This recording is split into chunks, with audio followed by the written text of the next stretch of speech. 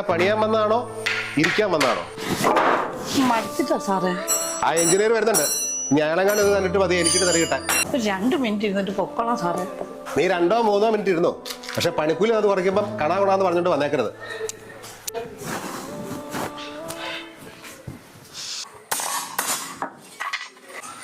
മേസ്ത്രിയെ, ആ ഓമനെ വിളിച്ച് എന്തെങ്കിലും പണി എടുത്തേ. അവളെ വെറുതെ ഇരിക്കുക. ഞാൻ നോക്കട്ടെ സാറേ. ഓമന ചേച്ചി, എന്നെ തെറിയേപ്പിക്കാനാണോ നിങ്ങൾ പണിക്ക് വരുന്നത്? ഞാൻ എന്നാ ചെയ്ത മേസ്ത്രിയെ? ദേ, എന്നെ കൊണ്ട് പറയിപ്പിക്കല്ലോ കേട്ടോ ചേച്ചി. അപ്പുറത്തെ വീട്ടിൽ പോയിട്ട് ചില ന്യൂസ് പേപ്പർ മേടിച്ചോണ്ട് വന്നേ. ശരി മേസ്ത്രി. വന്നിട്ട് നേരെ ആ തട്ടിന്റെ മണ്ടയിലോട്ട് കയറി അവിടുത്തെ ഹോളെല്ലാം കൂടെ അടയ്ക്കണം.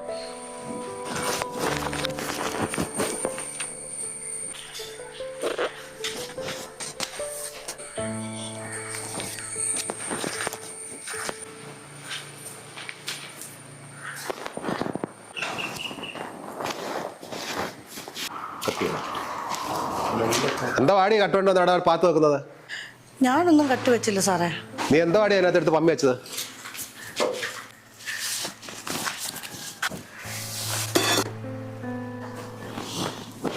എന്താ വാടി അതിനകത്ത് ഒളിപ്പിച്ചത്? വേറൊന്നുമല്ല സാറേ, ഈ ബുക്കാ. അപ്പുറത്തെ വീട്ടിലെ പേപ്പറിന്റെ കൂടെ കിട്ടിയതാ. ഇത് ഇംഗ്ലീഷാണല്ലോ, ചേച്ചിക്ക് എന്തിനാ ഇത്? അവക്ക് മലയാളം കൂട്ടി വായിക്കാന്ന് അറിയാൻ സംശയം. അറിവല്ലേ സാറേ, എങ്ങനെ കീറി കളയാനാ? ഇപ്പൊ നീ നിന്റെ പണി നോക്ക്. വാ സാറേ, നമുക്ക് റൂമിലേക്ക് പോവാം. ചേച്ചി, ആ ചോറ് മൊത്തം പോയല്ലോ. ശേ, അതിലാണെങ്കിൽ മണ്ണും പറ്റി. ചേച്ചിക്ക് പൈസ വല്ലതും വേണോ? ഒന്നും വേണ്ട സാറേ, പട്ടിണി കിടന്നൊക്കെ നല്ല ശീലമാണ്. എന്തിനാ ഇങ്ങനെ കഷ്ടപ്പെടുന്നത്? ഈ പണിയൊക്കെ എടുക്കണേ നല്ല ആരോഗ്യം വേണ്ടേ? കഴിച്ചിട്ടുള്ള പണിയൊക്കെ മതി. സാറേ, ആ ബുക്കിൽ പേജ് നമ്പർ 71 ഒന്ന് നോക്കിക്ക.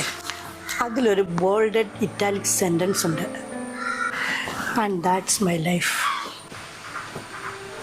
When we focus more on our objectives, we see fewer obstructions.